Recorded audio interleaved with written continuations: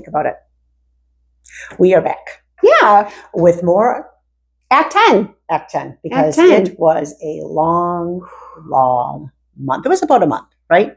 For From sure. the time that he introduced the bill to the time that the bill was signed into law. But then there was that little piece, I think it was Judge Colas, who stayed it for a bit. Well, some of the shit just sticks with you when it's important. And so there was a little reprieve for some districts that maybe did not. I don't want to say turn over their handbooks right away, but there's a lot of shit going on in a month. But back it up to where we left off, talking about how it impacted us locally or our own districts. But that whole entire month, I think, was something that people who did not experience it really need to do a little historical maybe research, a little more reading about it, maybe talking to some of your veteran staff. It was like nothing I'd ever experienced. Nothing. It was, so I just want to dive in a little bit with that. So, and you can tell me what Middleton Cross Plains did. I remember on a Sunday night, if I'm not mistaken, I had gotten a phone call. I was our union secretary, and I had gotten a phone call from our president and said, hey, we were called to action to show up at the Capitol. I'm working it out with the superintendent. I'm like on the phone with the superintendent, trying to like letting him know that we're going to go. We're not going to school tomorrow. And I don't know how long, but whatever. So it was all kind of up in the air, all of it. So anyway, it was new territory. It was like, I was like, so I just remember talking to David, my friend David, and I was like, holy shit, are we really doing this? I know. And then there were like buses, like you met at a certain place. So I remember we had, because, we didn't have, did we even have cell phones? Yeah, we did. They weren't like the cell phones we have now. Right. So I remember we had a phone tree and we just let everyone know that we were going to the Capitol. Well, and emails were coming out as well. Yes. So we did a lot of tracking by email. I think at one point, were we still using school? I think it was afterwards that we switched to private emails for a while. It was after Act 10. There was just there's so much as a result of, in the middle of, and it just kind of snowballed. It happened so quickly because I do remember some teachers talking about it. This big thing that was going to happen, and we're all thinking, well, it's not really going to happen because it can't, and technically it's not really legal, right? What they did and how they went about it, but that didn't really seem to matter. No, it didn't matter. But the number of people who came out, I mean, there were hundreds of thousands of us at the Capitol every single night, every single day, every single weekend, spending the night at the Capitol. It was shoulder to shoulder, and not just Wisconsin educators, but our colleagues from across the border, firefighters, police officers, just anybody, parents were coming out to support with their kids. Not all, but there was just such a show of support and solidarity, right? Thinking that there was just no way, this could be true. This bill was not a popular bill. This bill was not supported by the majority of the persons in this state. So of course you're thinking there's no way, no how. Right. But I think our call to action came through an email. At the time, I was a union rep. I hadn't stepped up to a leadership position yet, but I specifically remember sitting in our living room, pulling up my, what did we use at the time? Skyward. Yeah, Skyward. And going into where we had to indicate that we were going to be taking a sick day. You could take a personal day, because that would have been, that would have been a big no-no. Yeah, right. You could take sick leave, but you couldn't take a personal day. The personal day they can call you on. And just hesitating. And as I am working towards entering my hours, entering the days I'm going to be gone, I am just crying. Because this is like nothing I'd ever experienced. You feel like you're letting everybody down. You don't want to do this. You don't want this to be happening. Because we're not walking out of a factory job. We're not walking out of a business that people are not going to be directly impacted. Children are not going to be directly impacted. And we felt the weight of that. We really did. Really, it was a struggle. But once I push send, there was no turning back. Yeah, it's kind of what I thought too. The level of organization, I think, too, was phenomenal in such a short period of time. Like Tony said, they had buses that would pick up droves of people. We would wait in line. I think of East Town Mall as a pickup spot. And they would just bus people down to the Capitol all day long and bus us back. And that's where we spent every single day. And then, of course, there was a little retribution. They were going to start docking our pay. They were going to let some people go. Blah, blah, blah, blah, Pink slips in that budget. Or when contracts came out. Physicians who came down to sign sick leave. Oh, yes, I do but then remember that was that. a whole big backlash. Yeah, so there was that. anything people would try to do in support of staff, there was always somebody, namely on the Republican side, wanting to punish that person, right? Threatening to take away their licenses. We were in line. I think I still have my note. They signed, an actual note that I was sick, so it was an excused absence, right? In the end, I ended up losing, I think it was 3 days. Me too, I think. At least 3, if not more. And that stung. That stung. It really did. Worth it, but it stung. Yeah, I just, when we were in the Capitol, I think the very first day, there were so many people. So you're walking around, the Capitol, and then you go into the Capitol, and it was like people were singing, they were chanting, it was, I've never experienced anything before or since. And it was loud.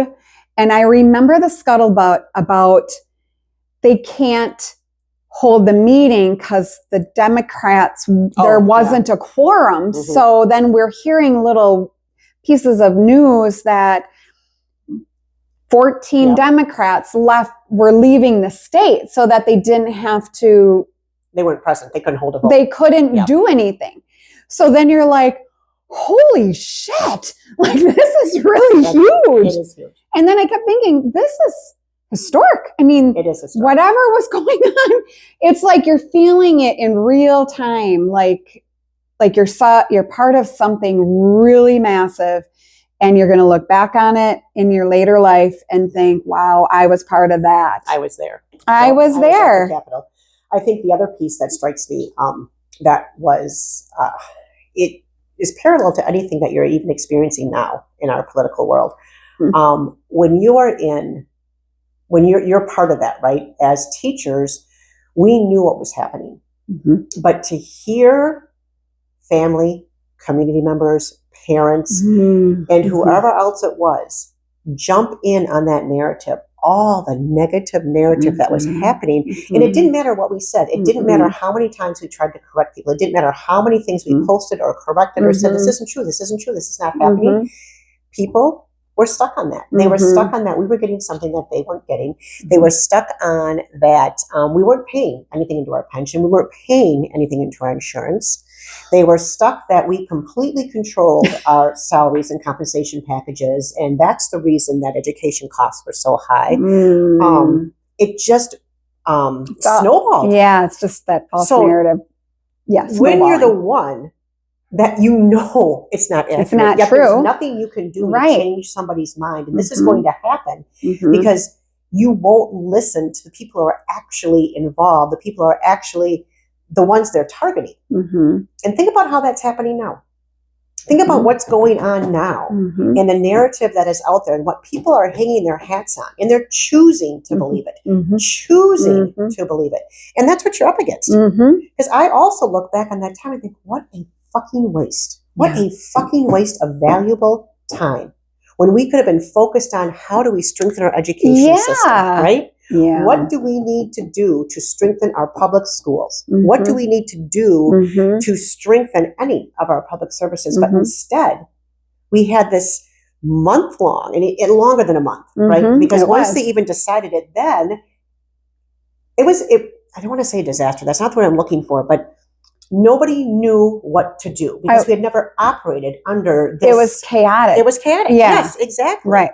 School boards didn't know what to do. Administrators didn't know what to do. Teachers didn't know what to do because we had never operated under this before. And because it was happening in February and it was written in March, we were, as teachers and schools, we're like looking at contractually what was happening next year. So we couldn't bargain, couldn't negotiate anything. So whatever we had in place for our salary schedule or anything related to compensation, insurance, none of that. It was like nobody knew what to do and how do we organize to make something fair for all. Yeah. Possibly. It wasn't clear. No, it was not clear. It was not clear. And districts across the state handle it differently. Yes. Yes. And I know specifically in Middleton and most of Dane County, because of the strong union voices we had, we were able to hold on to our contract because of that stay. So what happened is, as soon as that was signed into law, a lot of districts took advantage of that and basically told their employees that this is how it's going to be. You no longer have a contract. Our superintendent handed our union president our contract, and I would say 80%, if not more, was redlined. 80% of our contract was redlined, took everything out.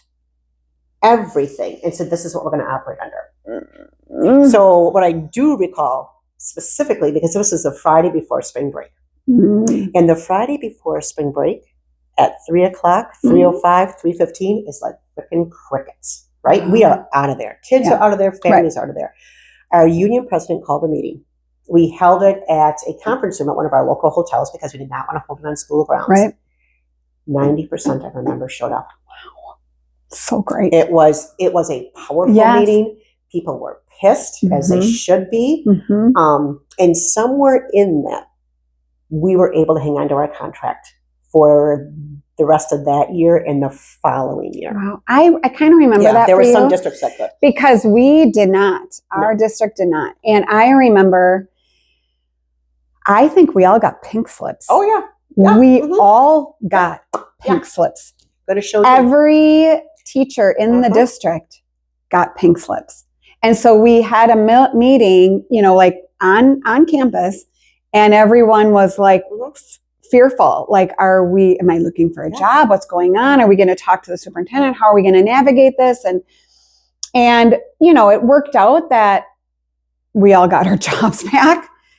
But there was that. Had to happen. Yeah, I know. But I'm like, they it was punitive. It was definitely punitive. It was punitive. And that part sucks. And I'm talking to any one of you out there that did that to your staff. You suck. You really do. You do. Yes. You suck because there's no better way. Right. You chose to do that. Yeah. You chose to do it. Not only were we being attacked by our community, we were being attacked by our governor and the Republican leaders.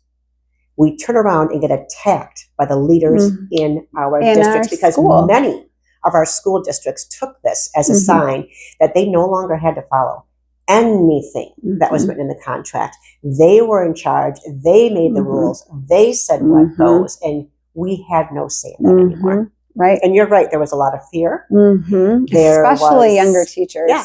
Yeah. So that whole year and the years that followed, again, more wasted time, time that could have been spent on improving our profession, on professional development, on retaining our staff and attracting staff. Instead, it started this road that led us to where we are now. Right. It is the road that started all this. I would say it probably started in the 90s with Tommy Thompson, but really, I mean, he kind of started. This is like the turning point. It really was. It really was the turning point. So I did look up a little interesting fact for you folks out there. Immediately after Act 10, we had 5,100 teachers retire. We lost 5,100 teachers either to retirement or just resigning. Because they did not want to come back to a public school system that treated their teachers this way. We had a celebration or kind of like a going away party for and they opened up retirement for people and they took it. And so we had a lot too. We had that was across the state. Yeah, I know. But I'm like, even in our district, we lost incredible staff. Is it 30 teachers? I mean, it was a lot. It was like probably a third of our staff. Having to replace staff, having to retrain staff, they didn't want to. No. They did it because they were like, I'm done. I'm done. Yeah. And that just kept creeping great teachers we lost. Teaching, which is why a lot of us are done and we're done. Even now.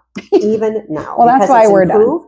Yeah. But it hasn't gotten better. It hasn't. So Another plug Okay. for an upcoming election. Yeah. Because elections do matter. If you care about your public schools, if you care about your teachers, you need to follow the issue.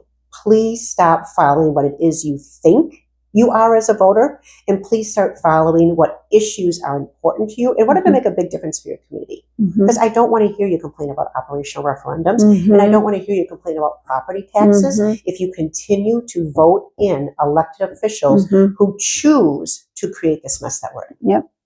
Yep. All right. And I guess we can end on that happy note, friends. Could be happier, but it wasn't a happy time. No, it was not for a sure happy it's not. time. This week It is still public. pisses me off. This is Public Education Week. Yeah, so you mean this is all happening during Public Education Week? Back in Actually, it 2011. did. Yeah, happy Public Education Week to you. Yeah.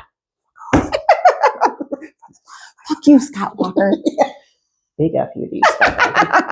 And they're in your brown bag. Wisconsin. Yeah, take that brown bag and shove it. All right, so we're way past that 10 We minutes. really are. Thank you for putting up with us. Right. We appreciate you. Yeah. Please think about what we had to say. Please do a little research on Act 10 and the impact it's had on teachers and what's going on now. Take care, be good, be nice to a teacher, and do not vote for people who shit things up. Right. So this Can you is... shit things up? Sure, you can shit Fuck things down. up. I just, was throwing that one out too much. I thought I'd do a different one out. Okay, Joellen. Shit things up, shit things up. It's past tense. It is. Okay. Okay. All right. This Insert is... your own word. Okay. We are the two Tipsy. teachers. Signing off. Signing off.